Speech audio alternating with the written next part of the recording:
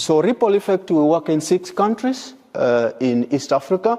We work in Kenya, we work in Rwanda, Burundi, Zambia, and Ethiopia. And I'm happy to be here to share with you some of the experiences from the African perspective of smallholder farmers. So I'll give a little bit about an introduction of the perspective of smallholder farmer in Africa, and we will compare that. Perhaps you'll see how different smallholder farmers in East Africa are vis-a-vis smallholder farmers in Europe or in other parts of the country. And then I will talk about just 3 solutions. 3. I know we do many, but I will just focus on 3 practical solutions that we are doing with farmers in East Africa. And then finally, I will look at the key learnings that we have and that we have learned over the years working with smallholder farmers in East Africa. So, who is a smallholder farmer in East Africa? And I'm lucky, by the way, because I also come from one of the smallholder farms. I grew up in a smallholder farm in Western Kenya, helping my parents, my dad and my mom, to tend our small farm when I was schooling at the same time. So a smallholder farmer in East Africa is a farmer who owns less than 2 hectares of land. 2 hectares of land. And that is perhaps in countries like Ethiopia, like Kenya, and like Tanzania or Uganda. If you go to other countries, for example, Rwanda and Burundi, the land holding size is even much more smaller, like a half a hectare. So really these farmers farm in the small pieces of land. Number 2 is the smallholder farmer in East Africa comes from a very remote areas. Remote area that has no infrastructure. The roads are undeveloped. There is no access to power such as electricity connections to household and farms. And they have even challenges with regards to water connections, for example. 3, they rely on rain-fed farming. I mean, rain-fed farming is where you depend on rain. If it rains, you are happy. You plant your crops. If it doesn't rain, you keep waiting and waiting and waiting and waiting. So you rely on, rain that comes from the clouds. Now, these are the characteristics of a smallholder farmer in East Africa. And these characteristics make these smallholder farmers to be much more vulnerable to climate. And that is why we are here talking about what are these global solutions. So global solutions for us and the farmers that we work with in East Africa is all about strengthening the resilience of these farmers to be able to produce sustainably for now and for the future, and at the same time protecting the lands and the environment, the resources that they use, because they depend on the natural resources. The land they have is the most important natural resource that they have to earn their livelihoods. So what I'm going to talk about is actually some of the practical solutions that we're implementing with farmers, smallholder farmers in East Africa, to ensure that they have adequate food, adequate diverse diets, and, protecting the planet. So keyhole gardening. So some of you may be familiar with, keyhole gardens. But the most important thing with the keyhole gardens is that a keyhole garden enables a farmer to regenerate a small piece of land and be able to, manage the soil health of that small piece of land, that small piece of garden, and is able to produce sustainably for herself, for her family, and also for a longer time sustainably. This is as opposed to having perhaps a larger piece of land, and because they don't have the resources, the technology to manage a larger piece of land, it becomes very difficult. So a smaller piece of land, which is well managed, is much more beneficial, is much more productive, is much more effective than having a larger piece of land, but it's unproductive because you don't have the technology to do production. So keyhole gardens are very important, and here we see Leah.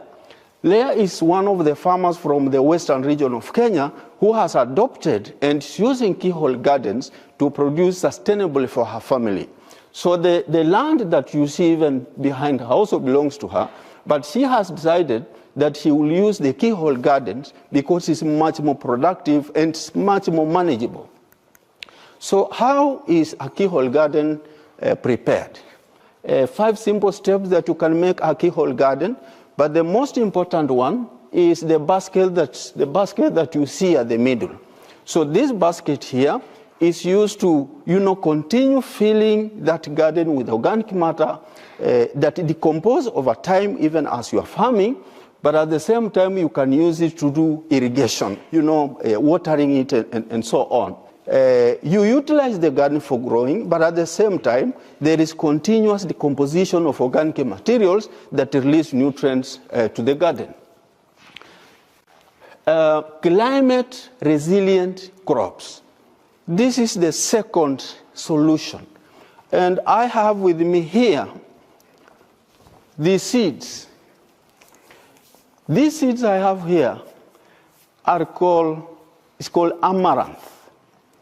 Amaranth is a seed that traditionally some people thought this is a weed that just grows by itself. Sometimes you don't have to plant it. Sometimes the cows will eat the leaves and the seeds, and then when they go there and release the cow dung, they broadcast the seeds, and they just grow. So you'll find the seeds, this plant, growing where we have cow dung from cows and so on.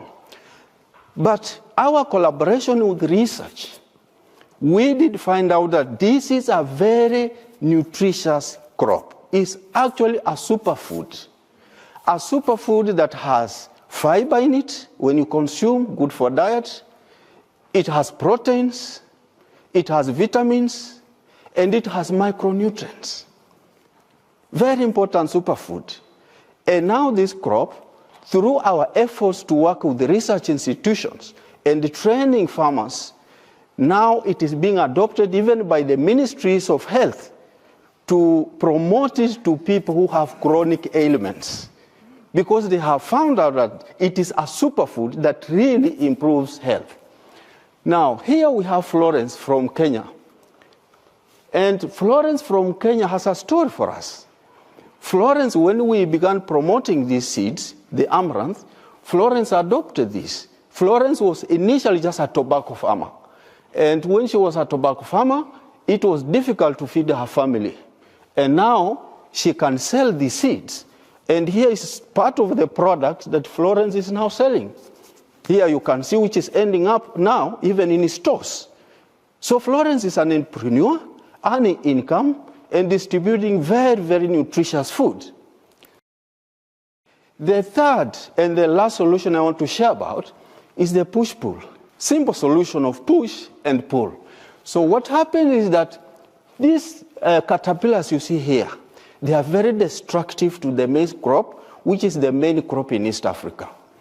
And what you saw also here, the flowery plants, the Agroecology, which is also very destructive to the maize because they suck the nutrients from the maize roots. So they inhibit the growth of. So what happens in the push-pull is we have two crops that are planted complementary with the maize farm. So we grow a line of desmodium, a line of maize, a line of desmodium, like that continuously. Then around that farm you plant bracharia. So this desmodium, what happens is that it repels, it pushes, to produce some chemicals that pushes the pest out of the farm. And the bracharia has also chemicals that attract. So that is the concept of push and pull. So in the process, these pests that I showed about, they get pulled out of the farm, and you get a farm that is free of these caterpillars, that is free of these pests. A very innovative ecological way of pest and weed control. And this is Josephine from Uganda, who has also become an entrepreneur. Initially, Josephine's farm was very unproductive. The husband left the home. She went to look for a job in Kampala. And when Josephine adopted push-pull, she recalled her husband to come back home because land became productive. And now they're happy. You can see she's even an entrepreneur. She's now actually selling what you see on a wheelbarrow down there. She's selling it. Those are desmodium seedlings, which is now selling to others. Josephine is now a champion of push-pull in Uganda. Finally, key learnings. One is that I think ecological innovations in pest and weed control is what we need for now and for future.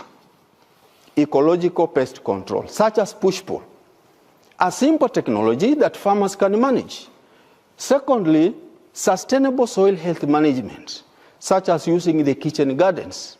Simple technologies that farmers can manage and that farmers can implement. And finally, looking at appropriate selection of crop enterprises. The amaranth, a simple crop, indigenous, open pollinated variety that can do well even in degraded areas and even in hard climate conditions.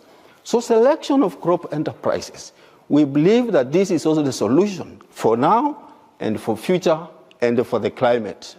Thank you very much for listening. Yeah. Thank you.